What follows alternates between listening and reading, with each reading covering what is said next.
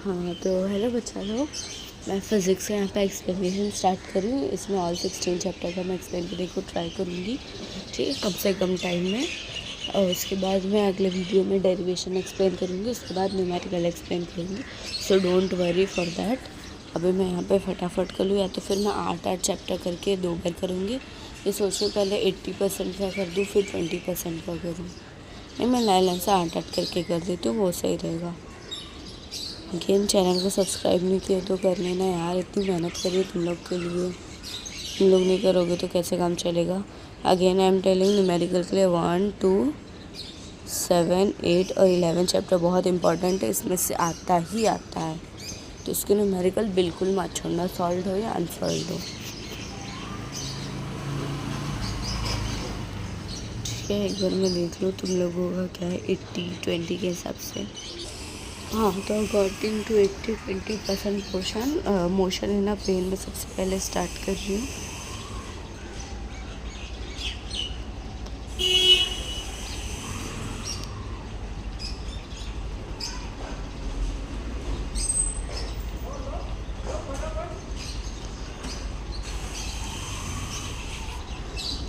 हाँ तो यहाँ पे आ गया हम लोगों का प्यारा सा चैप्टर जिसका नाम है मोशन इन अ प्लेन, ठीक है। यहाँ पे कुछ इंट्रोडक्शन पार्ट है जो कि इम्पोर्टेंट बिल्कुल भी नहीं है, हम लोग के लिए इम्पोर्टेंट में आ जाता है ये वाला पार्ट, रेक्टिलियन मोशन, ठीक है। नेक्स्ट यहाँ पे हम लोग को बताया जा रहा है, सबसे पहला जो है हम लोग को इसमें आ सकता है डिफ़ाइन करने के लिए या फिर डिफरेंस बताने के लिए।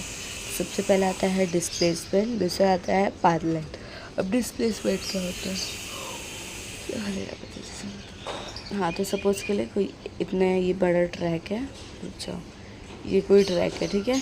यहाँ पे रनिंग, यहाँ पे मेरा स्कूल है, यहाँ पे मेरा घर है, ठीक है। घर तो अच्छे से बना, ठीक है। यहाँ पे मेरा घर है, तो यहाँ पे ये मैं हूँ, ठीक है।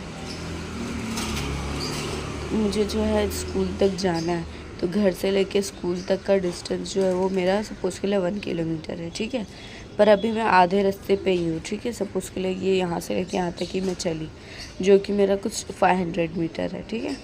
तो ये जो मेरा घर से लेके 500 मीटर तक हुआ, ये मेरा डिस्प्लेसमेंट हुआ कि मैंने कितना हटी हूँ अपनी जगह से, ठीक है। कितना मेरा डिस्टेंस से बचा है, पर डिस्टेंस क्या वो पूरा टोटल नहीं, डिस्प्लेसमेंट मतलब मैंने कितना डिस्टेंस कवर किया, ठीक है।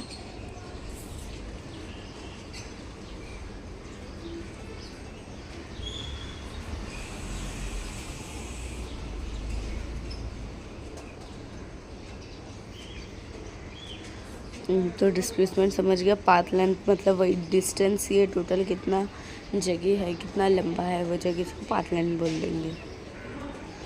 Next average velocity.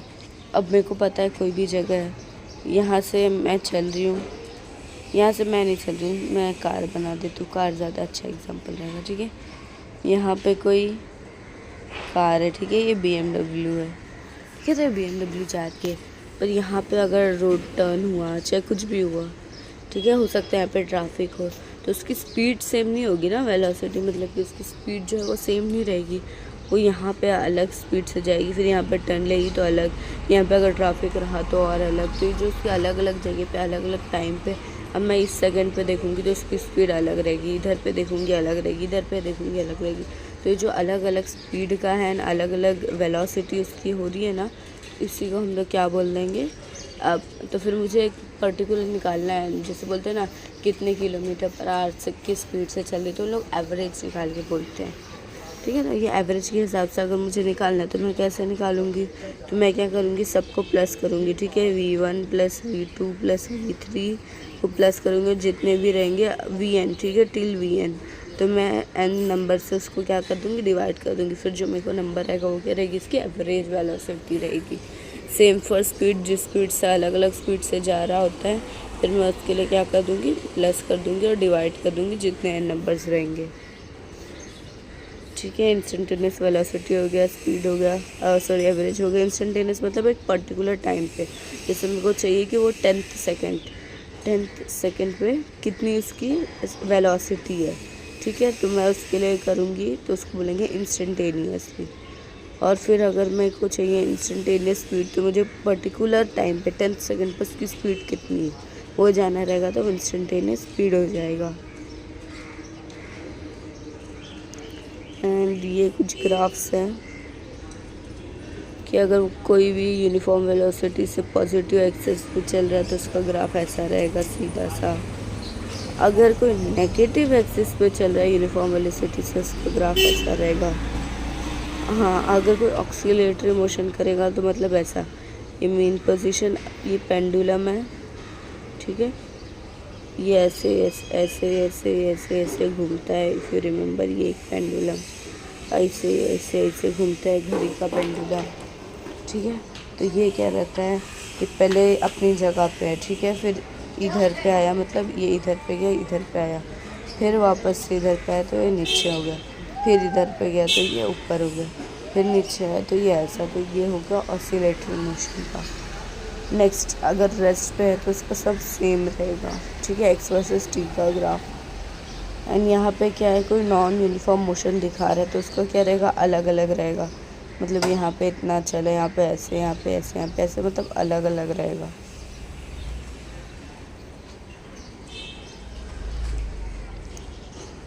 अगर कभी यूनिफॉर्म वेलोसिटी से चलेगा तो उसका ग्राफ ऐसा रहेगा। यहाँ पे कोई भी वेलोसिटी पॉजिटिव एक्सिस में यूनिफॉर्म एक्सेलरेशन के साथ चलेगा सेम डायरेक्शन में तो उसका ग्राफ कुछ ऐसा रहेगा। मतलब वेलोसिटी चेंज हुई तो ऐसा, फिर वेलोसिटी 3 वेलोसिटी 4 के लिए, ठीक है।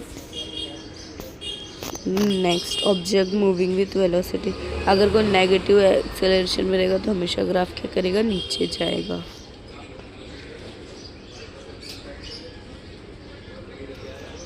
नॉन यूनिफॉर्म एक्सेलरेशन वही सी, कुछ भी ऐसा नहीं रहेगा, एड़ा टेढ़ा मेढ़ा रहेगा। यहाँ पे कुछ बताया है, जैसे वेलोसिटी टाइम ग्राफ लीनियर होता है, एरिया अंडर वेलोसिटी ग्राफ, ये जो एरिया रहता है, ये जो दिख रहा है ना, ऐसा कुछ है, इसके नीचे का सारा जो एरिया रहेगा वो क्या रहता है, बिटवीन टू इंस्टेंट क्या रहता है, टाइम t1 t2 के बीच में रहता है। तो चलो अभी मैं बाकी का देखती हूँ। यहाँ पे इक्वेशन दिया हुआ है यूनिफॉर्म एक्सेलरेशन के लिए कैसे निकालते हैं, ये हम लोग का बहुत पुराना फार्मूला है। डेरिवेशंस में भी करानी तो डेरिवेशंस में कराऊंगी मैं भी, जितना भी इसमें थ्योरेटिकल है वो सब पढ़ा के हटा रही हूँ। यहाँ पे नेक्स्ट आता है हम लोग का अगला टॉपिक जो है रिलेटिव वेलोसिटी। तो अब ये रिलेटिव वेलोसिटी क्या है, अब ये भी ना तुम लोग एक्सपीरियंस कर चुके बट तुम लोग को पता नहीं है कि ये क्या है रिलेटिव वेलोसिटी।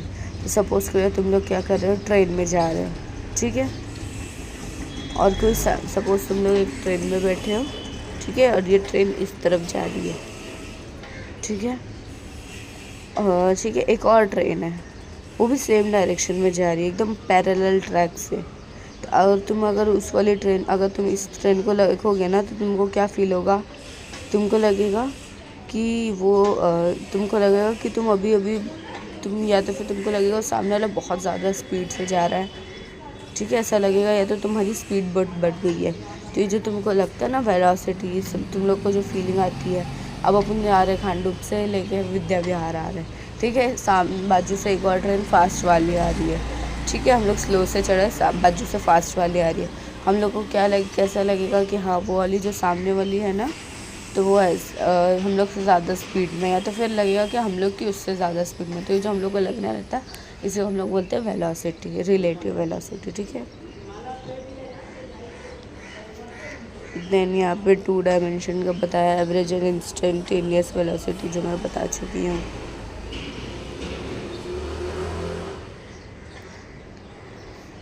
फिर यहाँ पे कुछ डेरिवेशन है, यहाँ पे ये एग्जांपल है, solid example. Again relative velocity का वो है। भी यहाँ पे आता है हम लोग का प्रोजेक्टाइल मोशन। तो प्रोजेक्टाइल मोशन क्या होता है, ये प्रोजेक्टाइल मोशन का एक डेरिवेशन है, वो आता है लास्ट में 4 मार्क्स के लिए, अकेले पूरा डेरिवेशन जो है वो आता है, और कोई इसमें दिखा तो मैं बताऊँगी, ठीक है। अभी कोई भी ऑब्जेक्ट, जब हम लोग सपोज़ के लिए कोई है, ठीक है, ये कोई स्पोर्ट पर्सन है अपने कॉलेज का, वो क्या कर रहा है, ये अपने दोस्त के साथ क्या कर रहा है, बॉल मतलब बॉल कैच थ्रो कर रहा है। तो ये इसको फेंका, तो जब ये बॉल अपनी फ्लाइट में रहती है, ठीक है, कुछ वेलोसिटी से उसको फेंका गया है, ठीक है। ये क्या करेगा अब, ये बॉल ये ऐसे ऐसे डिस्टेंस कवर कर रही है, बट साथ में कुछ आसमान तक जा रही है, बोले मतलब कुछ ऊंचा भी उठ रहा है। तो मतलब ये दोनों तरीके से ये जो ट्रैवलिंग कर रहा है, इसी को हम लोग क्या बोलते हैं, प्रोजेक्टाइल मोशन बोलते हैं, ठीक है। देखो ये बॉल है, यही वाला डेरिवेशन इम्पॉर्टेंट है, ठीक है। ट्रेजेक्ट ये वाला एक तरीके से याद कर लो, कुछ नहीं तो ये बनाओगे तो टीचर 1 मार्क हाफ मार्क दे देगी अच्छे से, अगर ये वाला डेरिवेशन आया तो। अगर सेमेस्टर में आ चुका होगा तो नहीं आता है, वैसे मोस्टली नहीं आता है। अगर एक बार आ चुका रहता है ना क्वेश्चन तो नहीं आता है, चाहे वो बायो के लिए हो, मोस्टली ऐसा बायो के लिए ही होता है। केमिस्ट्री का तो रिपीट भी हो जाता है, फिज़िक्स का भी रिपीट होता है इनफैक्ट, बस बायो का रिपीट नहीं होता है। तो चलो नेक्स्ट मैं उसकी तरफ बढ़ती हूँ, क्या है यहाँ पे इक्वेशन भी है प्रोजेक्टाइल मोशन की। यूनिफॉर्म सर्कुलर मोशन यूसीएम क्या होता है, कोई पार्टिकल है वो गोल गोल गोल गोल घूम रहा है, ठीक है। और जो पार्टिकल्स, अच्छा मैं बहुत अच्छा एग्जांपल देती हूँ। ये क्या तुम लोग बताना है, क्या है ये, क्या ये पंखा फैन, ये करेगा क्या करेगा, ये गोल गोल गोल गोल घूमेगा। जैसे हम लोग स्विच बोर्ड ऑन किए, ये स्विच बोर्ड है, ठीक है। स्विच बोर्ड जैसे ही मैंने ऑन कर दी तो ये क्या करेगा, गोल गोल गोल गोल गोल गोल घूमने लग जाएगा। अब वो 1 सेकंड में जितने राउंड मारता है, 1 सेकंड में सपोज के लिए 10 राउंड मार रहा है, ठीक है, 10 रोटेशन कर रहा है, रोटेशन पर सेकंड, ठीक है, RBS। तो ये क्या करेगा, उसी हिसाब से चलेगा जब तक मैं स्विच क्या कर दूँ, ऑफ ना कर दूँ। बट मैं जैसे ही, तो ये जो स्विच ऑन करने के थोड़ी देर के बाद ऐसा होता है, पहले वो धीरे धीरे चालू करता है, फिर एक टाइम ऐसा आता है जब वो कंटिन्यूसली करते हैं तो सही से हवा देने लगता है। तो उसको हम लोग क्या बोलेंगे, यूनिफॉर्म सर्कुलर मोशन। पर जो हम लोग स्टार्टिंग करते हुए वो धीरे धीरे करके स्पीड बढ़ाता है, या तो फिर जब हम लोग उसको बंद करते हैं स्विच तो एकदम डायरेक्ट नहीं रुकता है पंखा, वो क्या करता है धीरे धीरे करके रुकता है। तो जो धीरे धीरे करके रुक रहा है तो उसकी स्पीड चेंज हो रही है, हर सेकंड उसकी स्पीड चेंज हो रही है, तो वो नॉन यूनिफॉर्म हो जाएगा, ठीक है, नॉन यूनिफॉर्म सर्कुलर मोशन हो जाएगा।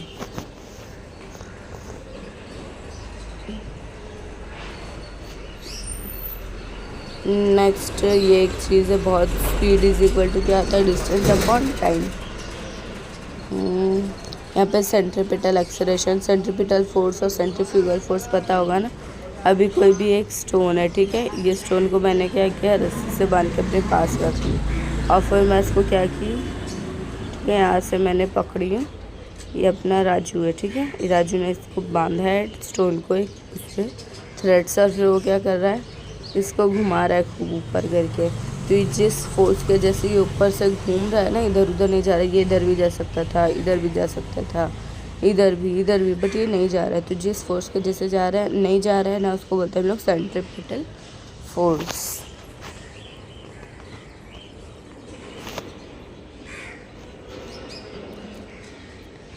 नेक्स्ट आता है हम लोगों का कोनिकल पेंडुलम।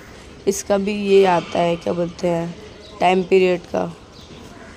कोनिकल पेंडुलम क्या होता है, ठीक है, एक पेंडुलम है, हाँ, तो वो ऐसा होने की जगह वो क्या करता है, कोई भी पेंडुलम यहाँ से यहाँ तक जाएगा, फिर यहाँ से यहाँ तक जाएगा। तो ऐसा होने के बजाय कोई पेंडुलम क्या करेगा, ऐसे में गोल गोल घूमेगा, गोल गोल गोल गोल गोल गोल।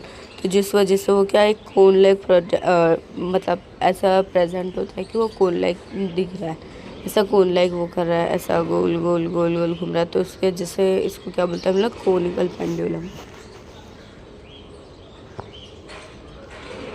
और इसका डेरिवेशन, हाँ, तो यहाँ पे हम लोग का ये चैप्टर होता है एकदम ख़त्म। बहुत ही अच्छा चैप्टर था। नेक्स्ट चैप्टर में देख लूँ कौन सा। नेक्स्ट चैप्टर भी बहुत इजी है, वो है हम लोगों का, चलो इसमें मैं टिक मार्क करा देती हूँ कौन सा है। वो है ये, चूज़ करेक्ट ऑप्शन मत करो, इनमें से कोई भी मत करो, चूज़ करेक्ट ऑप्शन वाला, ठीक है, 5 भी मत करो, क्योंकि तुम लोग को क्वेश्चन बैंक दे दिया गया है हाँ, अगर कोई और दूसरे कॉलेज के हो तो करो। Next, answer the following question में ये करो, डिफाइन एवरेज, ये आ सकता है 2 मार्क्स के लिए। Separate the following in group, हो सकता है ये आए, वैसे उतना चांस नहीं है इसके आने का। डिफाइन फ्री फॉल इम्पॉर्टेंट है। उसके बाद डेरिवेशन, जितने भी डेरिवेशन है 1 2 3, ये वाला तीनों भी, हाँ ये तो बहुत इम्पोर्टेंट है, पैराबोला वाला, ठीक है, पैराबोला। फिर कोनिकल वाला करो, ये करो, ठीक है। और फिर सॉल्व एग्जाम्पल के लिए मैंने कौन सा बोला है, 1 2 7 8 11 उतना कर लो पहले, अगर टाइम बचा तब दूसरा करना, ठीक है। इसमें भी इंटीग्रेशन है, डेरिवेशन है, ठीक है। तो ये 10 क्वेश्चन में से कौन सा मैंने बोली हूँ, एक ये सेकेंड वाला 10 क्वेश्चन में से, हाँ तो 10 में से कौन सा बोली हूँ, 1 2 3 4 5 6 7 8, ठीक है। 2 मैंने नहीं ज्वाइन की हूँ, अगर टाइम बचा तो वो करना, उतना इम्पॉर्टेंट नहीं है वो। नेक्स्ट हम लोग जाते हैं चैप्टर नंबर 4 की तरफ। तो हम लोग का 4 बहुत ही अच्छा चैप्टर जो है लॉज ऑफ मोशन, ठीक है। तो लॉज ऑफ मोशन यहाँ पे देख लो, काइनेटिक्स क्या होता है और डायनामिक क्या होता है, ठीक है। काइनेटिक्स क्या होता है, अलग मोशन को डिस्कस करता है और उसका क्यों होता है वो ढूंढते हैं। यहाँ पे कौन से पैरामीटर यूज़ होता है, वेलोसिटी और एक्सेलरेशन, डिस्टेंस ये सब यूज़ होता है। डायनामिक क्या होता है, ये हम लोग उसके कॉज के साथ साथ कौन सा उसमें फोर्स एक्ट कर रहा है वो भी करते हैं, वो उसका भी पता करते हैं। इसमें कौन से होते हैं, मोमेंटम, फोर्स, एनर्जी, पावर, ये सब पैरामीटर यूज़ होते हैं, ठीक है। नेक्स्ट इंट्रोडक्शन से इतना ही। अब ये है एरिस्टोटल बाबा, तो इन्होंने बताया था कि कोई भी एक एक्सटर्नल फोर्स है जो कि ज़रूरी होता है किस चीज़ के लिए, कोई भी बॉडी को यूनिफॉर्म मोशन कराने के लिए, ठीक है। और फिर इनका करेक्ट एक्सप्लेनेशन किसने दिया, गैलियो ने दिया। और फिर इन दोनों का क्या यूज़ हुआ, एक्सप्लेनेशन किसने यूज़ किया, न्यूटन बाबा ने। और उसके बाद क्या है, न्यूटन्स लॉ ऑफ मोशन क्या है, फर्स्ट लॉ क्या बोलता है, फर्स्ट लॉ बोलता है, क्या बोलता है मैं तुम लोग को एक्सप्लेन कर देती हूँ। देखो, ठीक है, ये है मेरा कोई बॉक्स जिसमें कितनी फोर्स है, 10 न्यूटन का फोर्स है, ठीक है, 10 न्यूटन का फोर्स है। तो अगर मुझे इसको उससे हटाना है, अगर मुझे इसको इस रेस्ट पोजीशन से हटाना है, आगे लेके जाना है, तो मुझे इससे ज़्यादा फोर्स लगाना पड़ेगा।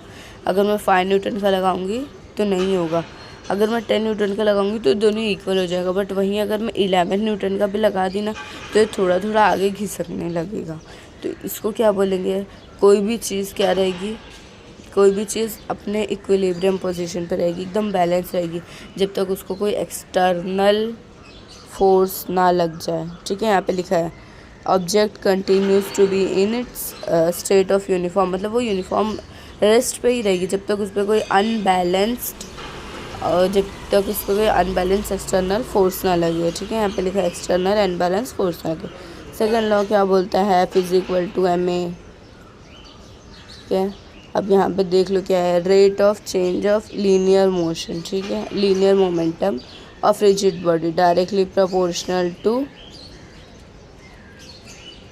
Applied force and takes place in direction of applied force. तो ये क्या बोल रहा है, अब ये बोल रहा है ना कि लीनियर मोमेंटम पे डायरेक्टली प्रोपोर्शनल कितना है, फोर्स जो उस पर लगा वो डायरेक्टली प्रोपोर्शनल है। फिर ये डायरेक्टली प्रोपोर्शन की साइन हटेगी तो क्या हो जाएगा, F=ma। अब समझे ये कहाँ से आया था, F=ma। Third law, for every action there is a reaction. अगर तुम किसी को एक थप्पड़ मारोगे तो वो भी तुम्हें एक थप्पड़ मारेगा, ठीक है। हाँ, तो ये मत समझ लेना, निकल के बच जाओगे तुम लोग। हाँ, next importance of Newton third law, वो क्या है इम्पोर्टेंस यहाँ पे, ये क्या बता रहा है, एक्शन और रिएक्शन को बता रहे कि वो दोनों इक्वल है। अपोजिट क्या है, सेम लाइन में, अपोजिट फोर्स सेम लाइन में एक्ट कर रहे हैं, ठीक है। ये हमेशा से क्या रहे हैं, डिफरेंट ऑब्जेक्ट रहे हैं। नेक्स्ट यहाँ पे आ जा रहा है हम लोगों का inertial and non inertial frame of reference. इसका डिस्टिंग्विश आ सकता है, अगर टेक्सचुअल क्वेश्चन में है तो करो, अगर कोई और कॉलेज से होता है इसका डिस्टिंग्विश आ सकता है।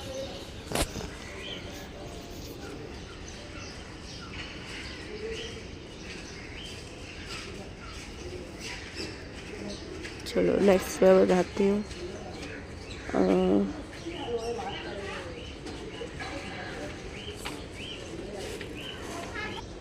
हाँ सॉरी फॉर दैट, बीच में रुकना पड़ा। हाँ तो अभी इसमें इनर्शियल और नॉन इनर्शियल क्या होता है। इनर्शियल के लिए जो है सपोज़ कि तुम लोग खड़े हो, ठीक है, तुम लोग खड़े हो कोई रेलवे स्टेशन पे, प्लेटफॉर्म पे खड़े हो या फिर बस स्टैंड पे खड़े हो, ठीक है, और तुम लोग देख रहे हो कि कोई ट्रेन या बस जा रही है, आ रही है, ठीक है। अब तुम लोग के हिसाब से क्या है, वो ट्रेन और बस क्या है, हिल रही है। बट अगर कोई ट्रेन में खड़ा रहेगा और वो बाहर से देखेगा तो उसको क्या लगेगा कि बाहर के पेड़ पौधे हिल रहे हैं, चल रहे हैं, मतलब चल रहे हैं और वो एक जगह पे है, तो उसको बोलते हैं फ्रेम ऑफ रेफरेंस। अगर हम लोग ट्रेन का ले फ्रेम ऑफ रेफरेंस, फ्रेम में ले ले, ट्रेन को ले ले फ्रेम में, तो उस फ्रेम के हिसाब से क्या है, बाकी के सारे पेड़ पौधे सब कुछ क्या कर रहे हैं, चल रहे हैं अपोजिट डायरेक्शन में, तो इसको बोलते हैं फ्रेम ऑफ रेफरेंस। अब इनर्शियल नॉन इनर्शियल में क्या, जिसमें एट द रेस्ट पे रहेगा वो इनर्शियल, जिसपे रेस्ट पे नहीं रहेगा, कुछ एक्सेलरेशन लगेगा, वो नॉन इनर्शियल। अरे यार, नेक्स्ट हम लोग क्या आ जाते हैं, कुछ टाइप्स ऑफ फोर्स। कौन से फोर्स है इस दुनिया में एग्जिस्ट करते हैं। सबसे पहला आता है ग्रेविटेशनल फोर्स, जिसको न्यूटन बाबा ने ईजाद किया था, और जिसको हिंदी में क्या बोलते हैं, गुरुदाश्वक, ऐसे कुछ तो बोलते हैं, समथिंग लाइक दैट ओनली, मेरे को याद नहीं आ रहा है, ऐसे कुछ तो बोलते हैं, नहीं याद आ रहा। उसके बाद ये क्या अट्रैक्टिव फोर्स है, 2 पॉइंट के बीच में मासेस को सेपरेट करता है एक डिस्टेंस से। उसके बाद ये क्या है, फिजिकल टू जी, यहाँ पे जी क्या है, gravity m1 m2 upon r। जी की वैल्यू यहाँ पे दी हुई है 6.67 × 10⁻11 SI यूनिट के हिसाब से, ठीक है।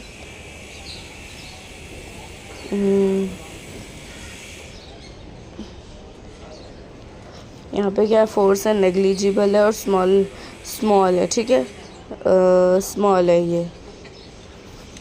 नेक्स्ट अब ये क्या है, electromotive force, EMI force.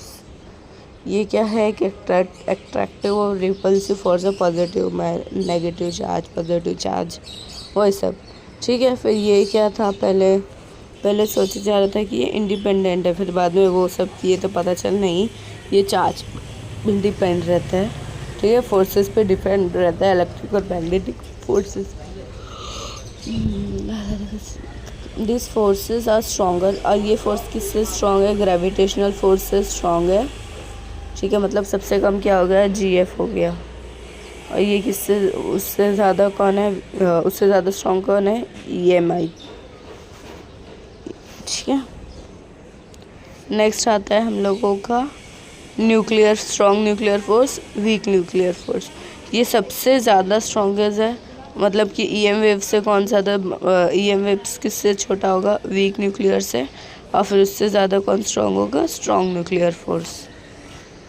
Nuclear force मतलब समझ गया होगा तुम लोग को, उसकी शॉर्ट रेंज ये कुछ यहाँ पे बताया जा रहा है,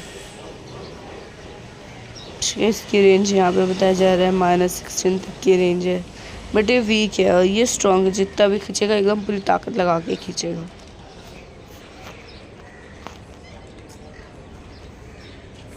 नेक्स्ट है कॉन्टैक्ट और नॉन कॉन्टैक्ट फोर्स। कुछ फोर्सेस जैसे ग्रेविटेशनल फोर्स, इलेक्ट्रोस्टैटिक, मैग्नेटिक, ठीक है, इसके लिए फिज़िकल कांटेक्ट होना ज़रूरी नहीं है, तो ऐसे उसको हम लोग क्या बोलेंगे, नॉन कांटेक्ट फोर्स। बट कुछ ऐसे फोर्सेस जिसमें कांटेक्ट होना ज़रूरी है, ठीक है, फोर्स कांटेक्ट होने की वजह से ही होता है। जैसे कि अब 2 मैग्नेट है, ठीक है, इसका नॉर्थ पोल और इसका क्या है, साउथ पोल, दोनों जब अट्रैक्ट होगा तभी मैग्नेटिक फोर्स प्रोड्यूस होगा। इस वजह से इसको क्या बोलेंगे कि मतलब कांटेक्ट हो रहा है तभी दोनों के बीच में कांटेक्ट हो रहा है, इसी की वजह से क्या हो रहा है, यहाँ पे फोर्स जनरेट हो रहा है, इसको बोलेंगे कांटेक्ट फोर्स। होप से समझ गया होगा। देन अगेन रियल और सूडो। सूडो मतलब नकली, रियल मतलब असली। ठीक है। नेक्स्ट इसमें क्या रहेगा? अरे यार तो ये अलग। हाँ देखो यहाँ पे क्या लिखा है, फोर्स। हाँ अब सपोज के लिए कि क्या रह रहा है, ठीक है। ये सूडो फोर्स क्या होता है? एक तरीके से ये कौन सा फोर्स है? ये नॉन इनर्शियल फ्रेम का फोर्स है। सूडो फोर्स क्या होता है? सपोज के लिए क्या है, तुम लोग कोई बस में बैठे हो, ठीक है।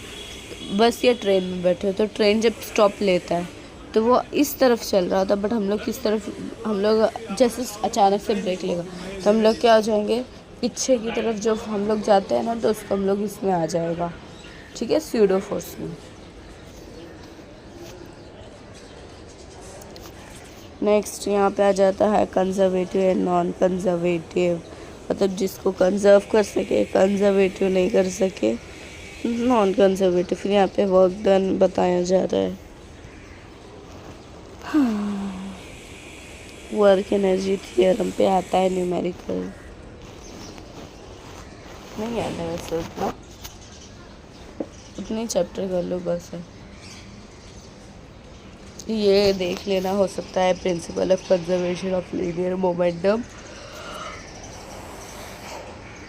ये क्या बोलता है? The total momentum of an isolated system is conserve during any interaction system और फ्री बॉडी डायग्राम। ठीक है, तो ये क्या बोलता है? कोई भी मोमेंटम, कोई भी बॉडी है, ठीक है, आइसोलेटेड मतलब इसमें कोई चेंज ही नहीं हो रहा है, ठीक है। तो वो कोई भी आइसोलेटेड बॉडी है तो उसमें जो मोमेंटम है, उसके अंदर का जो एनर्जी वो कंजर्व रहेगी, कोई भी इंटरेक्शन होगा फिर भी वो बची रहेगी। तो इसको बोलते हैं हम लोग प्रिंसिपल।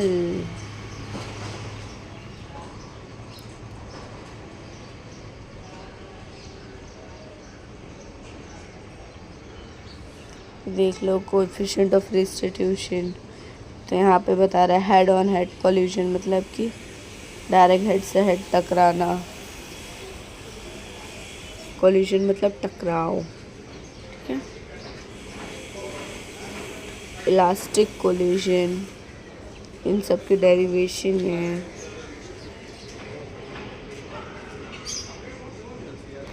यहाँ पे कोई head on head elastic collision हुआ तो क्या डेरिवेशन है ये सब।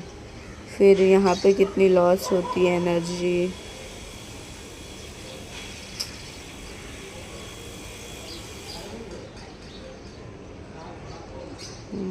थियोरेटिकल का है कुछ।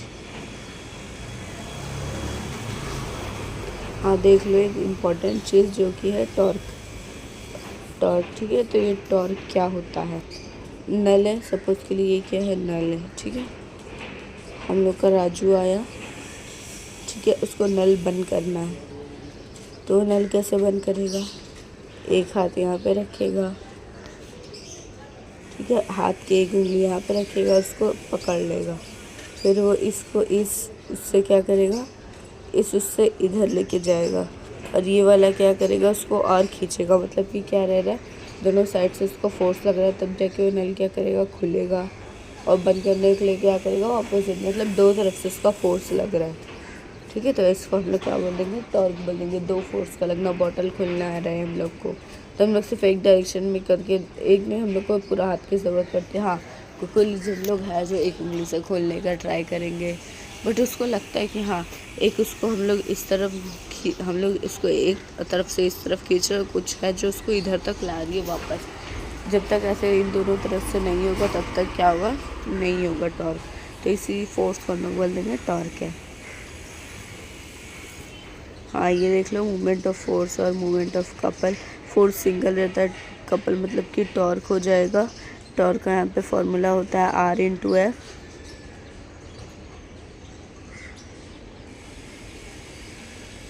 ठीक है, नेक्स्ट आ जाएगा, देख लेना एक बार, ये रिवीजन करा रही हूँ ना, इसलिए जल्दी जल्दी करा रही हूँ, क्योंकि पूरे 16 चैप्टर कवर करने हैं ना, इसलिए।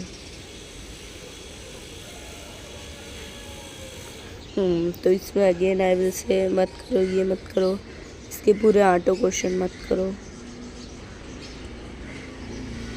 नेक्स्ट इन एवरी हो सकता है ये आए इसमें से कुछ। नेवर ट्रैवल,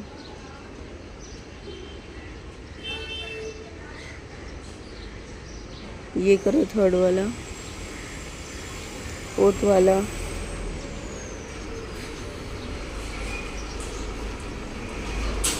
उसके बाद क्या है लास्ट, सॉरी ये वाला करो, odd one, odd man out वाला करो, हो सकता आ जाए।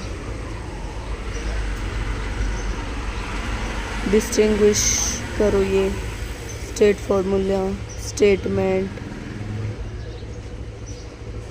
ये भी कोफिशिएंट वाला, डिस्कस,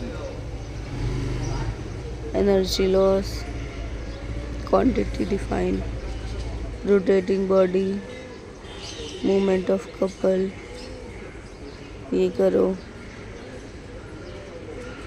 सी करो। ठीक है, सॉल्व एग्जाम्पल इतना मत करो, मैं बताती हूँ। एक बार ये देख लेना टेबल। अरे यार ये कहाँ गई मैं, कैसे चैप्टर गया, अच्छा हाँ 6 चैप्टर पे आ गए। अच्छे से हम लोग ने खुद ही मार लिए, हम लोग डायरेक्ट 6 चैप्टर पर खुद गए। हाँ तो मैं वो देखी, ये वाला टेबल करो। नेक्स्ट ग्रेविटेशन, बहुत ही अच्छा चैप्टर है हम लोग का। तो चलो ग्रेविटेशन चैप्टर को स्टार्ट करते हैं। तो इससे पहले केपलर के 3 लॉ थे, ठीक है, जो हम लोग ने 10th में भी पढ़े थे। केपलर का थर्ड लॉ का एक्सप्रेशन था ना, वो तो मैंने नहीं याद की थी। बहुत बोरिंग लगता था। खैर हम लोग अभी पढ़ते फिलहाल केपलर के लॉ के बारे में। फर्स्ट लॉ क्या है, लॉ ऑफ ऑर्बिट। अरे मैंने पहले, फर्स्ट है लॉ ऑफ ऑर्बिट, दूसरा है लॉ ऑफ एरिया और तीसरा है लॉ ऑफ पीरियड्स। मतलब कि फर्स्ट क्या बोल रहा है, ऑर्बिट बोल रहा है कि वो इलिप्टिकल ऑर्बिट में ही घूमेगा। ऑल प्लैनेट्स ने क्या बोला है, सारे प्लैनेट जो भी है वो इलिप्टिकल ऑर्बिट में सन के अराउंड चक्कर कर रहे हैं। ठीक है, एक फोलाई, एक क्या बोलते हैं, एक तरीके से एक फोकाई की तरह वो घूम रहा है। फोकाई ऑफ एन एलिप्स, एक तरीके से ये एलिप्स के एक फोकाई की तरह वो क्या कर रहा है, रिवॉल्व कर रहा है। नेक्स्ट लॉ ऑफ एरिया, मतलब कि अगर ये यहाँ से सन से इतना दूर है तो वो यहाँ से यहाँ तक ऐसा एरिया जनरेट करे। पर कहीं अगर सन से इस तरीके से ऑर्बिट बना रहा है तो यहाँ पे क्या है, कम एरिया ज़्यादा हो रहा है। यहाँ पे एरिया कम हो रहा है बट डिस्टेंस ज़्यादा है। यहाँ पे डिस्टेंस कम है बट एरिया ज़्यादा हो रहा है। इसका बोला लॉ ऑफ एरिया हर जगह से क्या है, इक्वल है। नेक्स्ट लॉ ऑफ पीरियड क्या बोल रहा है, इक्वल इंटरवल में क्या करता है वो, एक द स्क्वायर, हाँ ये वाला क्या है, the square of time period of evolution of a planet, कोई भी एवोल्यूशन प्लैनेट का around the sun directly proportional cube of semi major axis, मतलब कि एक तरीके से बोल दो आर का क्यूब, ठीक है, इज इक्वल टू कॉन्स्टेंट यहाँ पे बोल सकते हैं। यहाँ पे T square upon R square is equal to R cube is equal to K constant. यहाँ पे इसका पूरा डेरिवेशन है, नहीं ये वो है, ठीक है। यूनिवर्सल लॉ ऑफ ग्रेविटेशन क्या बोलता है,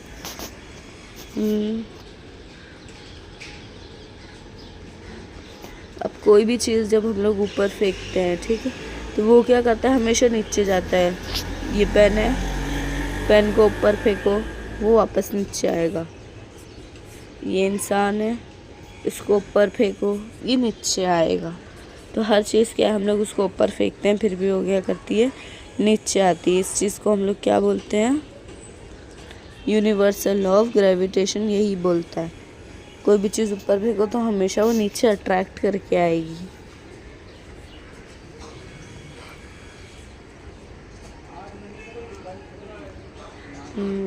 थ्योरेटिकल,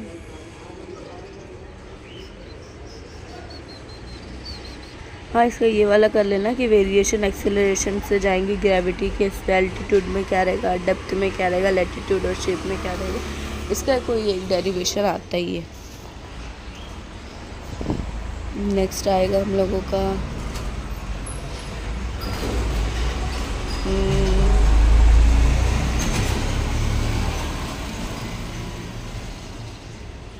हाँ एस्केप वेलोसिटी क्या है तुम लोग ने 10th स्टैंडर्ड में भी कर चुके हो। मतलब कि ये जो है अपना ये क्या है, जैसे हम लोग कोई भी चीज़ को ऊपर करते हैं तो वो आपस ज़मीन पे गिर जाते हैं, बट हम लोग को उसको इतनी वेलोसिटी देना है कि वो अर्थ की ग्रेविटेशनल फोर्स से बाहर आ जाए। जैसे रॉकेट है, रॉकेट को हम लोग इतनी एनर्जी देते हैं तभी तो वो जाके बाहर ऑर्बिट में रिवॉल्व करता है, ऑर्बिट में रिवॉल्व करेगा, जहाँ पे रिवॉल्व करना है हम लोग उसको भेजे वो वहाँ पे करेगा। तो वो कैसे अर्थ की ग्रेविटेशन से बाहर निकलता है, वो इसी वजह से निकल जाता है क्योंकि उसको हम लोग एक वेलोसिटी देते हैं, क्रिटिकल अमाउंट ऑफ वेलोसिटी देते हैं, हम लोग उसको कुछ वेलोसिटी देते हैं ताकि वो निकल सके अर्थ की ग्रेविटेशनल फोर्स से। तो उसको हम लोग बोलते हैं एस्केप वेलोसिटी। नेक्स्ट आता है हम लोग का अर्थ सैटेलाइट। तो अर्थ सैटेलाइट क्या बोलता है हम लोगों का, यहाँ पे हम लोग सैटेलाइट भेजते हैं, ठीक है। एक उसका एक पूरा एक चक्कर लगा के कितने दिन में होता है, 27.3 डेज़ में होता है। नेक्स्ट अलग अलग तरह के सैटेलाइट होते हैं कम्युनिकेशन के लिए। सैटेलाइट मतलब जब हम लोग बातचीत कर रहे हैं तो उसके लिए भी वो रहता है वायर्स एंड ऑल। टावर वावर रहता है ना कि इस टावर के नीचे नेटवर्क आएगा, पहले के टाइम पे बहुत टावर करते थे। अभी तो वाईफाई निकल चुका है, अभी तो वाईफाई निकल गया है, बट पहले के टाइम पे ऐसा रहता था कि टावर है, टावर के पास जाके सब लोग बात करते थे क्योंकि वहीं पे नेटवर्क अच्छा आता था। अभी तो 5G फ़ोन चल गया है। नेक्स्ट, और ये कितने दिन, इसको कितना टाइम लगता है, एक रोटेशन अर्थ में कितने दिन में हो जाता है, 24 घंटा एक दिन में। ये किस चीज़ के लिए, कम्युनिकेशन, टीवी वगैरह के लिए, टेलीफोन सिग्नल, मतलब मोबाइल के लिए एक तरीके से यूज़ होता है। नेक्स्ट पोलर क्या होगा, वो पोल्स पे, ठीक है, वो पोल्स के अराउंड घूमेगा, ठीक है। तो उसकी वो कितना होता है, 85 मिनट्स होता है एक ऑर्बिट पूरा करने में, ठीक है। तो वो अर्थ के एक तरीके से 16 टाइम चक्कर लगाता है। नेक्स्ट प्रोजेक्शन ऑफ सैटेलाइट है। यहाँ पे अगेन क्रिटिकल वेलोसिटी क्या होता है या ऑर्बिटल वेलोसिटी। क्रिटिकल वेलोसिटी वो होता है, सपोज के लिए ये मेरा प्यारा सा सैटेलाइट है, ठीक है, तो ये मेरा अर्थ है, ठीक है। तो मुझे इसको कुछ ऐसी वेलोसिटी देनी पड़ेगी कि हाँ ये जाए तो ये अर्थ के अराउंड घूमे, ऐसा पता चला कि स्पेस में जाकर अटक गया, तो स्पेस में अटकना नहीं चाहिए, मुझे इसको ऐसी वेलोसिटी देनी पड़ेगी कि वो एक ऑर्बिट में घूमे, ना कि ऐसा करके घूमे, एक ऑर्बिट में घूमे पर्टिकुलर। तो उसके लिए उसी को मैं क्या बोल दूँगी, क्रिटिकल वेलोसिटी।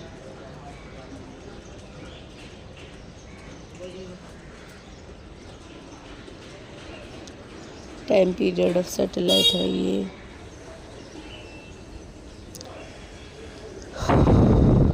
तो यहाँ पे हम लोग का ये प्यारा सा चैप्टर भी ख़त्म होता है, आगे नहीं करने की ज़रूरत नहीं है। और देखो ये जो भी आएगा तुम लोग को 1 मार्क्स के लिए तो आने वाला नहीं है, क्वेश्चन आंसर जो भी आएगा 2 मार्क्स के लिए आएगा, 1 मार्क्स वाले तो तुम लोग के पास है ही, ठीक है। मैं इसमें से बता देती हूँ, क्या कर लो, थर्ड कर लो, binding energy, geostationary satellite, Newton's law of gravitation, escape velocity. ये वैसे मत करो क्योंकि उसमें आता है, एस्केप वेलोसिटी मत करो।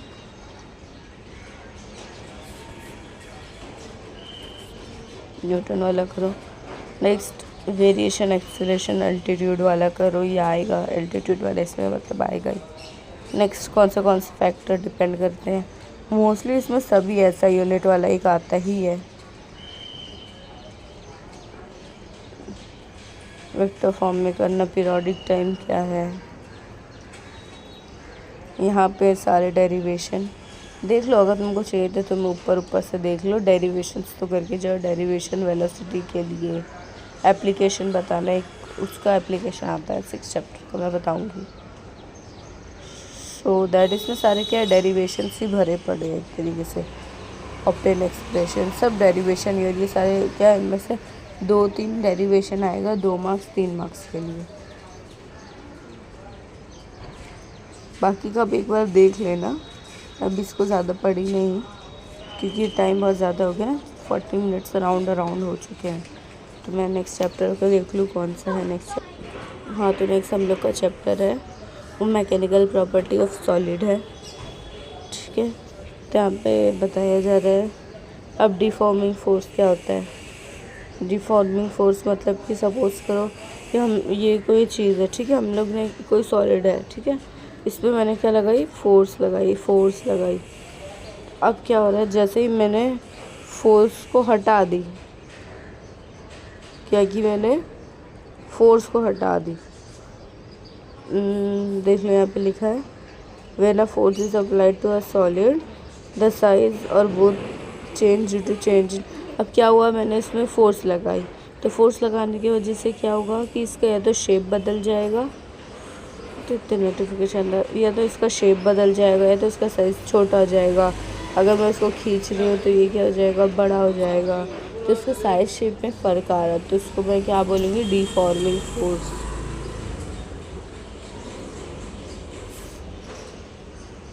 देखो यहाँ पे लिखा है एक्सटर्नल फोर्स, डिफॉर्मेशन बोलते हैं इसको।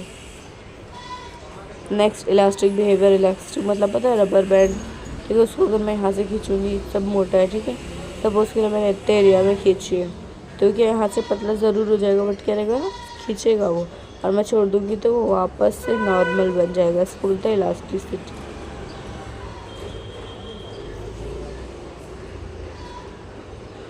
यहाँ पे क्या, अगर कोई भी बॉडी वापस अपना ओरिजिनल शेप और साइज ले लेती है, फ़ौरन तुरंत बाद उसको डिफॉर्मिंग फोर्स जैसे हट जाए, उसको बोलेंगे परफेक्टली इलास्टिक, ठीक है।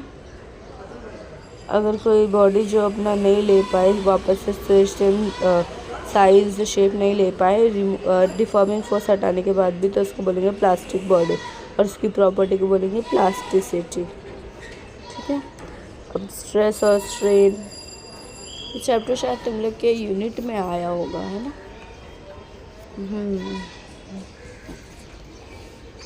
Next,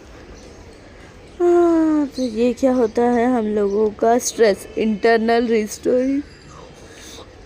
internal restoring force per unit area of body is called stress. मतलब कि क्या है, कोई भी फोर्स एरिया के उसके हिसाब से अगर हम लोग कोई भी लेंगे, एरिया अगर उसका चेंज हो रहा है ना, तो वो हम लोग का स्ट्रेस की वजह से चेंज हो रहा है, ठीक है।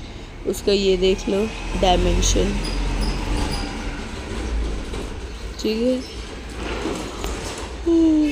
जबकि स्ट्रेन को क्या बोला जाता है, रेशियो चेंज होता है उसमें, क्या डायमेंशन का जैसे मतलब कि कुछ पहले ऐसा था, इसके लिए ना सपोज के लिए ये रॉड वाला देख लो, ठीक है। स्ट्रेस के लिए ये रॉड है, इसको मैं की तो ये क्या हो गया कि इसकी कुछ हाइट बढ़ गई, इसको मैं खींची तो, बट इसके लिए क्या होगा, ये पूरा चेंज होगा, ये कोई क्यूब है, इसका एरिया चेंज होगा, दैट मीन्स डायमेंशन चेंज हुए।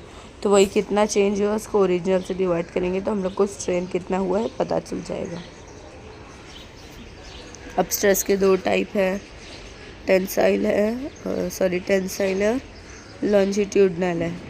तो टेंसाइल क्या होता है, कॉम्प्रेसिव, मतलब कि क्या है, वो क्या है कि वो बढ़ा देता है, ठीक है। इसके लिए क्या रहता है, टेंसाइल में मतलब वो छोटा हो जाता है, टेंसाइल के इसमें क्या हो जाएगा, वो छोटा हो जाएगा। इतनी बड़ी रॉड है, मैंने उसको इधर से फोर्स लगाई तो वो छोटी हो गई मेरी रॉड, तो ये टेंसाइल। और फिर नेक्स्ट क्या है हम लोग का, टेंसाइल है और लॉन्जिट्यूडनल है, मतलब कि ये इतना है, मैंने उसको खींची तो वो बड़ा हो गया, तो फिर उसको क्या बोल दूँगी मैं, लॉन्जिट्यूडनल। सेम इसी तरीके यहाँ पे वॉल्यूम स्ट्रेन भी है,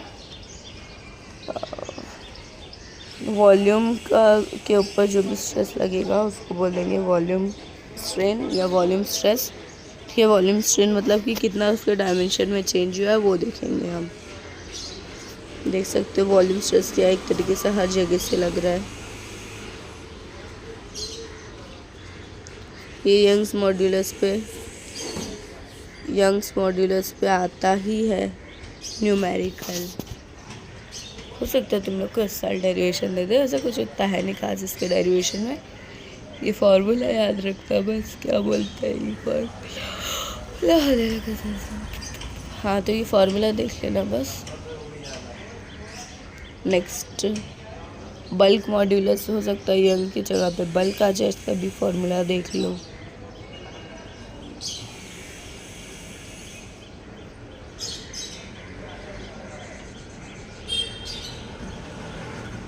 नेक्स्ट है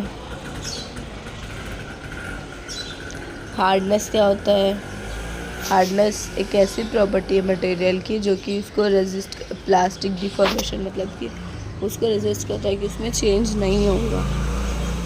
नेक्स्ट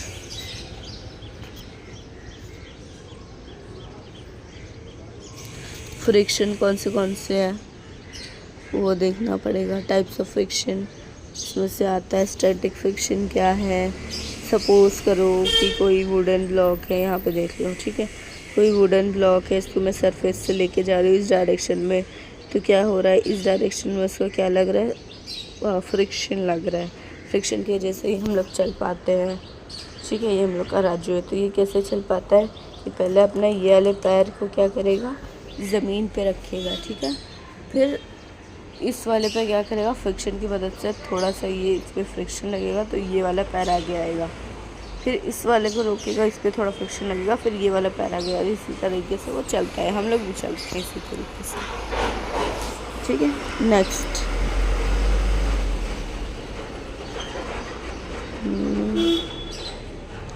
ये देख लेना भैया, एक आता है 2 मार्क्स के लिए ऐसा क्वेश्चन, एडवांटेज और डिसएडवांटेज का।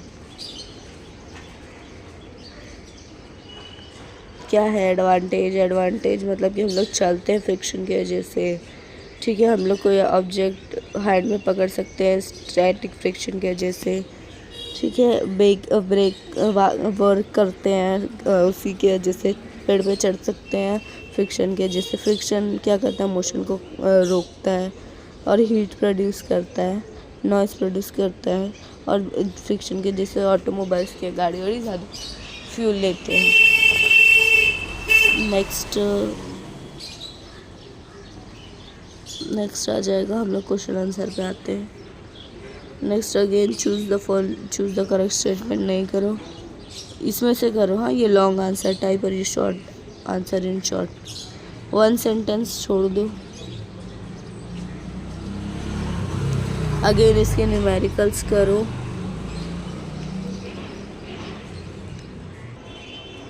हाँ, तो हियर यू गो, हम लोगों का नेक्स्ट आता है चैप्टर। हम लोग कितने चैप्टर पढ़ लिए ना 47 मिनट्स में, chapter number 3, 4, 5, 6, now we are on 9 chapter, ठीक है। होप से जल्दी से कंप्लीट हो, फिर मैं 20% का वीडियो और डाल दूँगी, ठीक है। देन नेक्स्ट हम लोग यहाँ पे आ जाते हैं ऑप्टिक्स पे। हम लोग का 9th चैप्टर है ऑप्टिक्स, ठीक है। अब यहाँ पर बोला जा रहा है नेचर ऑफ लाइट। ये इसका जो टॉपिक है इतना इम्पोर्टेंट है क्योंकि तुम लोग 12th में जाके पढ़ोगे इसके बारे में, ठीक है। तो इतना कुछ है नहीं इम्पोर्टेंट। यहाँ पे देख लो क्या लिखा हुआ है, इतना मेरे को। हाँ, नेक्स्ट यहाँ पे आ जाता है हम लोग का रे ऑप्टिक्स या फिर ज्योमेट्रिक ऑप्टिक्स। तो ये क्या होता है, तो एक पर्टिकुलर डायरेक्शन में प्रोपोगेशन करना एनर्जी का एक कोई सोर्स ऑफ लाइट से। ये सोर्स ऑफ लाइट है, ठीक है, ये बल्ब है, ठीक है, बल्ब है, इसमें से क्या कर रही है, एनर्जी जा रही है, ठीक है, एक ही डायरेक्शन, किसी डायरेक्शन में जा रही है, तो इसको हम लोग क्या बोल देंगे, इस डायरेक्शन में वो जा रही है, तो इसको क्या बोल देंगे, रे ऑप्टिक्स या फिर ज्योमेट्रिक ऑप्टिक्स, ठीक है। नेक्स्ट आता है वेव ऑप्टिक्स या फिर फिज़िकल ऑप्टिक्स। तो ये क्या है, ये ऐसे फिनोमिना को एक्सप्लेन करने के लिए यूज़ होता है जैसे कि इंटरफेरेंस, रिफ्लेक्शन, पोलराइजेशन। जैसे 12th स्टैंडर्ड में पढ़ोगे तो ये कुछ उतना खास नहीं है। Again particle nature of light जो है अभी कोई भी बंद कमरा है, ठीक है, उसमें से अगर कहीं एकदम लाइट वाइट ऑफ करके दोपहर के टाइम पे बैठ जाओ तो क्या होगा, कहीं से छोटी सी जगह होगी ना तो तुमको लगेगा ना कि हाँ वहाँ से लाइट आ रही, साथ में कुछ पार्टिकल्स भी है ना, ऐसा लगता है धूल के पार्टिकल्स भी हैं चले आ रहे हैं। वेव इसको क्या बोल रहे हैं हम लोग, बोल देंगे लाइट क्या है, पार्टिकल नेचर। अभी फिलहाल के लिए यही समझ के रखो। नेक्स्ट लॉ ऑफ रिफ्लेक्शन क्या बोलता है, रिफ्लेक्टेड रे कोई भी प्लेन पे क्या करता है, क्या फॉर्म में रहेगा, इंसिडेंट रे, मतलब रिफ्लेक्टेड रे क्या रहेगा, एक तरीके से बोल दो इक्वल रहेगा। इंसिडेंट और रिफ्लेक्शन के क्या रहेगा, equal. Angle I is equal to angle R. ये तुम लोग ने 8th स्टैंडर्ड में पढ़े होंगे। ये सब तुम लोग सोच रहे हो कि दीदी को कहाँ से याद रहता है ना, 8 स्टैंडर्ड में पढ़े, 7th में पढ़े, 6 में पढ़े, किस में पढ़े, कहाँ से याद रहता है। अरे 8 में भी नहीं, तुम लोग भी ये पढ़े थे 7th में शायद, हाँ 7th में ही पढ़े हो तुम लोग, सोच रहे हो कहाँ से। हाँ खैर, इसकी पीछे बहुत लंबी स्टोरी है, लंबी छोटी सी स्टोरी है। क्या छोटी स्टोरी का, यहाँ पे आता है लॉज ऑफ डिफ्रैक्शन। रिफ्लेक्शन क्या होता है, ये हम लोग का बीच में जो लाइन रहती है ना, परपेंडिकुलर लाइन, इसको बोलते हैं नॉर्मल। मैं अच्छे से बना दूँ कोई और कलर लेके। नेक्स्ट, ठीक है। हाँ, सपोज के लिए ये कोई क्या है, सरफेस है,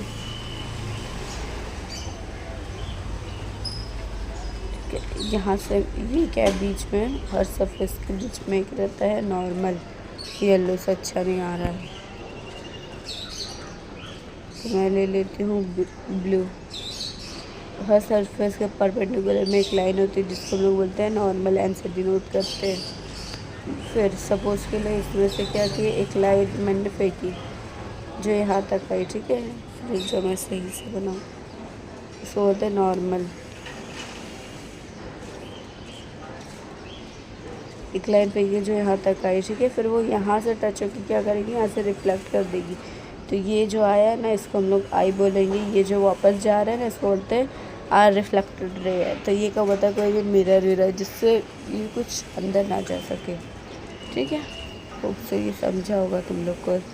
और रिफ्लेक्शन क्या हुआ ये समझा, तो इसी के वो दो लॉ थे। हाँ, तो नेक्स्ट क्या था हम लोग का, हम लोग ने कहाँ तक का पढ़ा है। हाँ, तो ये रिफ्लेक्शन क्या होता है, तो नेक्स्ट मैं बताती हूँ कि रिफ्रैक्शन क्या होता है, ठीक है।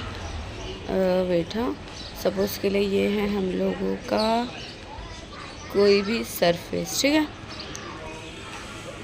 और फिर ये है एज़ यूजुअल हम लोग का नॉर्मल, ठीक है, और फिर ये है हम लोगों का लाइट, इंसिडेंट लाइट, ठीक है।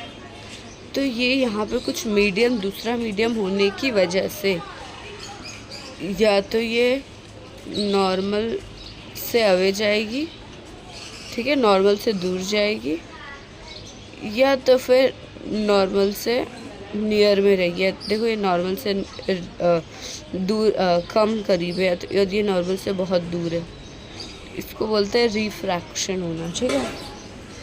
ये दोनों भी क्या है, रिफ्लेक्टेड रे, या तो फिर ऐसा हो सकता है तो फिर ऐसा हो सकता है। ये इंसिडेंट रे है, ठीक है। तो नेक्स्ट हम लोग देखते हैं,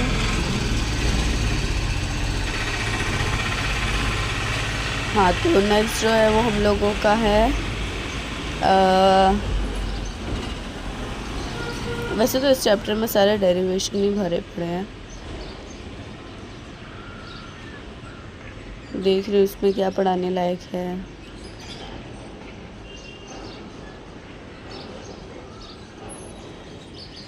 ये कर लेना, लेंस मेकर इक्वेशन, ये आता है एग्ज़ाम में, इम्पॉर्टेंट है। अगर तुम लोग के सेमेस्टर वगैरह में आया होगा तो नहीं आएगा, बट स्टिल ये इम्पॉर्टेंट है। ये आता है लेंस इक्वेशन वाला, लेंस मेकर्स इक्वेशन, ठीक है। इसमें तो सब वही भरे पड़े हैं। एंड ये वाला एंगुलर ये वाला डेरिवेशन भी इम्पॉर्टेंट है। ये वाला नहीं, इसका डेरिवेशन है ना, तो ये वाला इम्पॉर्टेंट है। ये आता है, देखो ये I plus E is equal to A plus जो भी बोलते हैं इसको डेल्टा। हाँ, वो नाम नहीं याद आ रहे साइन के। देखो ये प्रिज्म से कैसे एंगुलर डिस्पर्जन होता है। Next, formation of rainbow. Rainbow कैसे फाउंड होता है, तभी देखो रेनबो क्या एक आई कैचिंग फिनोमिना है। सबको होता है, हाँ बहुत अच्छा लगता है रेनबो देखने से, बहुत अच्छा लगता है। तो कब ये होता है, जबकि सनलाइट और रेन एक साथ पड़ता है। ये क्यों होता है, क्योंकि वो ये क्यों होता है, अब हम लोग सिर्फ उसका आधा रेनबो देखते हैं ना, ऐसा, बट असल में वो पूरा ऐसा रहता है, ठीक है, ऐसा वो पूरा सर्कुलर शेप में रहता है। अब यहाँ पे क्या है, ये कब देखा जाएगा, रेन बारिश के टाइम पे देखा जाएगा सूरज के दूसरी तरफ। जैसे कि अगर सूरज इस तरफ हो रहा है तो इस तरफ देखा जाएगा वो। ठीक है, वैसे तो ये इतना इम्पोर्टेंट नहीं है कि वो कैसे आ रहा है कैसे नहीं आ रहा है। हाँ, ये देखो कंडीशन क्या है, light shower with relative large rain drops morning और इवनिंग टाइम इनफ सनलाइट। अब इसके लिए क्या है, कंडीशन होना ज़रूरी है। इसके लिए क्या है, लाइट मतलब कि हल्का हल्का क्या हो रहा है, हल्की हल्की बारिश हो, और वो क्या रहेगा, बड़े बड़े रेन ड्रॉप्स गिरे, ऐसा नहीं कि छोटे छोटे गिरे, बड़े बड़े गिरे हल्की हल्की बारिश में। और या तो सुबह का टाइम हो या तो शाम का टाइम हो, और इनफ सनलाइट हो कि वो हो सके। प्राइमरी रेनबो, ओहो ये ग्रीन कलर है, मैं रेड कलर ले लूँ। इट इज़ सेकेंडरी रेनबो, वैसे ये आता नहीं है कि रेनबो का होता है एग्ज़ाम में।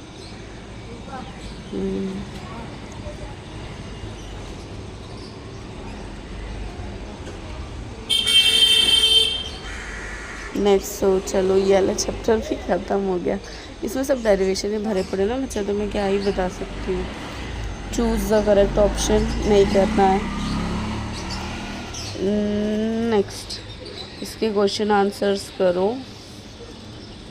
ठीक है, ये इसका सॉल्व भी करो, मैंने बोली ना इम्पोर्टेंट में ये भी करो। ठीक है, क्वेश्चन तो एक बार देख ज़रूर लेना। डेरिवेशन तो मैं बोलूँगी सारे करो, कोई भी आ सकता है।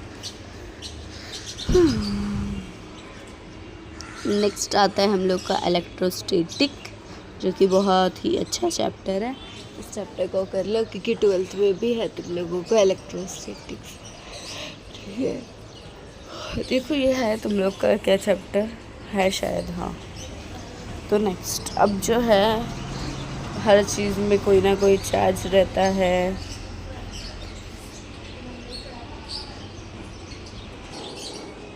सो सॉरी फॉर दैट, बीच बीच में कॉल आ जाता है ना तो रुक जाता है। तो नाउ नेक्स्ट आता है हम लोग का चैप्टर, वो है इलेक्ट्रोस्टैटिक्स। तो ये इलेक्ट्रोस्टैटिक्स में हम क्या करने वाले हैं, हम इलेक्ट्रिक चार्जेस के बारे में पढ़ने वाले हैं। ठीक है, हम इलेक्ट्रिक चार्जेस के बारे में पढ़ने वाले हैं।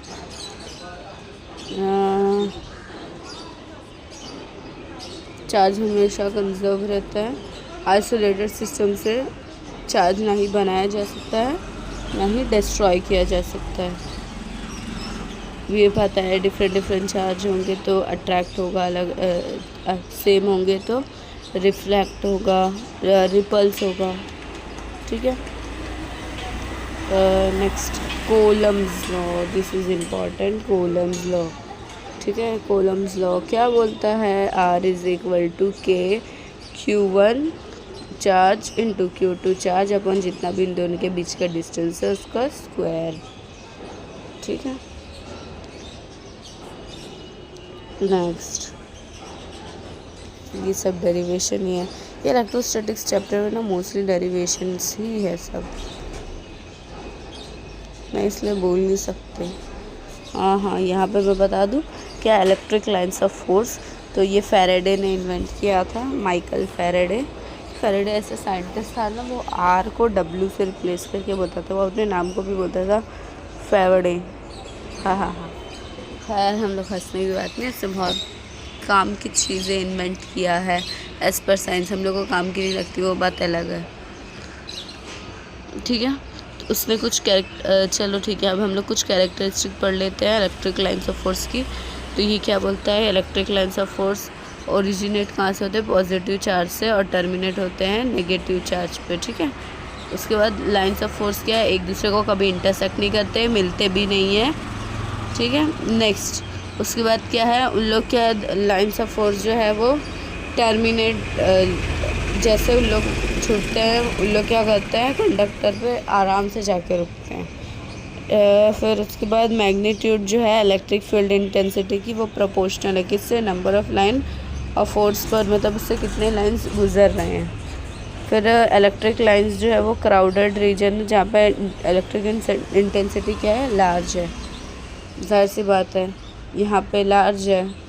देखो ये वाला एरिया, रुको मैं बताती हूँ बड़ा करके इमेज को, तो ये अलग हो जाता है।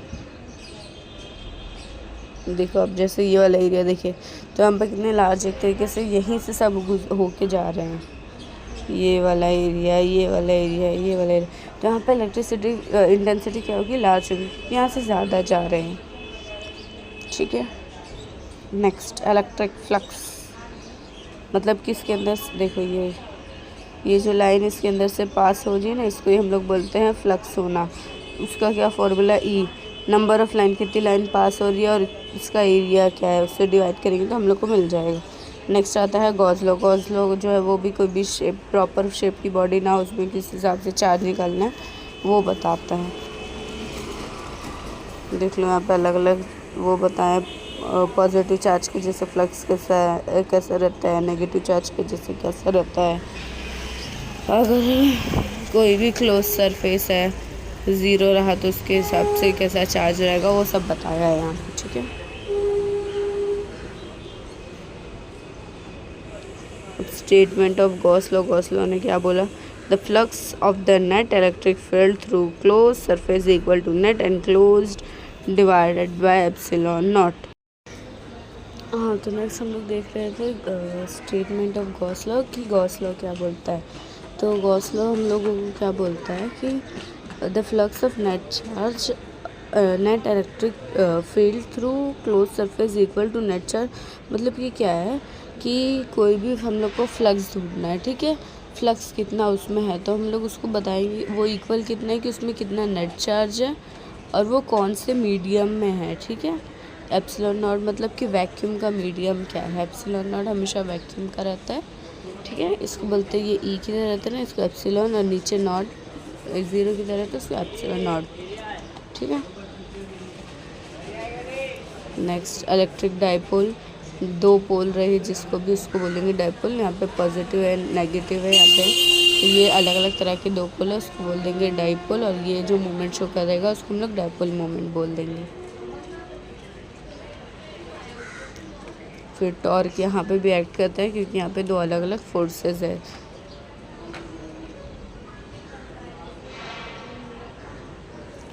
फिर चार्ज कैसे डिस्ट्रीब्यूट होगा लीनियर में, देखो ये रॉड है तो उसमें कैसे चार्ज डिस्ट्रीब्यूट है, सरफेस के हिसाब से कैसे चार्ज डिस्ट्रीब्यूट रहता है ये देख लो। हाँ, ये लैम्डा की वैल्यू क्या होती है, Q/L, इसकी SI यूनिट क्या है। अभी 12th में काम आए ना आए, तुम लोग को उसमें ज़रूर काम आएगा 12th में। इसके ऊपर डेरिवेशन है, 2-3 डेरिवेशन है। ठीक है, नेक्स्ट यहाँ पे वॉल्यूम चार्ज डेंसिटी का rho is equal to Q/V, SI unit coulomb per metre cube. और यहाँ पे देखो वॉल्यूम में कैसे चार्ज रहता है। तो यहाँ पे हम लोग का ये चैप्टर भी ख़त्म होता है। आगे MCQ नहीं करने हैं। मैंने कौन से चैप्टर का न्यूमेरिकल बोली हूँ, 1, 2, 7, 8 और फिर 11। ठीक है, तो 9 चैप्टर के में मैं अगर हो जाएगा तो करो, वेल एंड गुड। देखो इसमें तो इतने कम क्वेश्चन आंसर है, करो यही, बहुत कम क्वेश्चन आंसर्स है। नेक्स्ट आता है चैप्टर नंबर 11। ठीक है, तो चैप्टर नंबर 11 में क्या बोला जा रहा है, इलेक्ट्रिक करंट थ्रू कंडक्टर, मतलब जो इलेक्ट्रिसिटी कंडक्ट करते हैं तो उसके थ्रू इलेक्ट्रिसिटी कैसे फ्लो होगा। देखो बिना कोई इसमें कुछ एक्सटर्नल रहा तो इलेक्ट्रॉन किधर भी फ्लो रहते हैं। जैसे इसमें कुछ हम लोग ने चार्ज डाले तो वो क्या हुआ, एक डायरेक्शन में चलने लगे। हमेशा दिखने का करंट क्यू किससे रिप्रेजेंट किया जाता है, आई से, और वो होता है क्यू मतलब चार्ज अपॉन टाइम। ठीक है, नेक्स्ट ड्रिफ्ट स्पीड, जो मैंने बता चुकी हूँ। ड्रिफ्ट स्पीड में क्या होता है, रैंडम मोशन से उन लोगों को एक डायरेक्शन में लेके जाने वाले को स्पीड की क्या बोलते हैं, ड्रिफ्ट स्पीड बोलते हैं। नेक्स्ट देन ये Ohm's law, V is equal to IR। यहाँ पे V क्या है, वोल्ट है, I जो है करंट है, और R जो है वो रेजिस्टेंट है, मतलब कि कितना इलेक्ट्रिसिटी को रेजिस्ट करता है। V is equal to IR, Babita is equal to IR। ठीक है, नेक्स्ट यहाँ पे लिखा है रेजिस्टर क्या होता है, जो रेजिस्टेंस के लिए यूज़ होता है उसको रेजिस्टर बोलते हैं। देखो कुछ इस तरीके का दिखता है, इसको मैं बड़ा कर दूँ, फर्स्ट डिजिट, सेकंड डिजिट, और यहाँ पे मल्टीप्लायर रहता है। यहाँ पर इसकी कितनी टॉलरेंस है वो रहता है। ये फिर से हो गया, रुक जाओ। हाँ, तो ये क्या रहता है यहाँ पे टॉलरेंस, उसका कितना % रहेगा वो फर्स्ट डिजिट में कौन सा कलर रहेगा तो क्या उसका मतलब है, सेकंड डिजिट में क्या रहेगा तो उसका क्या मतलब है। इसके लिए एक ट्रिक थी, शायद इसमें होगी। हाँ देखो यहाँ पे है, BB Roy in Great Britain has a very good wife. BB Roy of BB Roy in great, अच्छा रॉय ये पूरा है, BB Roy in Great Britain has a very good wife. ठीक है, इससे याद रह जाएगा कि सीक्वेंस क्या है, 0 से लेके 9 तक दोनों के सीक्वेंस है। फिर इंटू 0 इंटू 1 से लेके देखो, फॉर गोल्ड के लिए -1 रहता है, सिल्वर के लिए -2, कोई कलर नहीं रहता, उसकी टॉलरेंस सबसे ज़्यादा रहती है ±20%, गोल्ड की +-5। और ये इसका इसमें आता है, इसमें मैंने बताई भी न्यूमेरिकल इस चैप्टर के आएंगे, तो ये हो सकता है तुम लोग को फाइंड करने बोले रेजिस्टिविटी। देन रियोस्टेट क्या होता है, ये सब चीज़ें ना तुम लोग अगले साल अपने फिज़िक्स का प्रैक्टिकल में देखोगे। इस साल देख लिया तो अच्छी बात है, अगर नहीं ध्यान दिया तो अगले साल ज़रूर देखोगे। यार नेक्स्ट, कॉम्बिनेशन ऑफ रेजिस्टर को अगर हम लोग कॉम्बिनेशन में लगाए तो क्या होगा। कभी भी अगर कॉम्बिनेशन में रेजिस्टर रहा तो उसको प्लस करेंगे, RS = R1 + R2। अगर पैरेलल में रहा तो 1/RP, ये रहेगा 1/RP = 1/R1 + 1/R2। ठीक है, R2। Okay, I hope so ये समझा होगा तुम लोगों को। नेक्स्ट जो है वो रहेगा हम लोगों का, ये देख लो यहाँ पे लिखा हुआ RS = R1 + मतलब सबमिशन है जितना भी टोटल रहेगा। वही पैरेलल के लिए 1/RS 1, ये देख लिया तुम लोग ने। नेक्स्ट इस पर भी क्वेश्चन आ सकते हैं, ये उतना डब्बा कुछ काम का नहीं है, एक बार देख लेना, स्टिल इतना बेसिक क्वेश्चन नहीं पूछता है।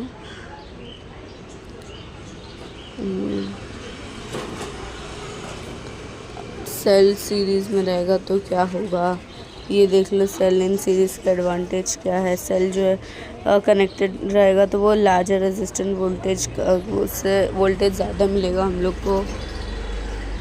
ठीक है, सेल जो डैमेज हो जाते थे इजीली, इसलिए क्या है हम लोग उसको सीरीज़ में करके रिप्लेस कर सकते हैं। तो नेक्स्ट है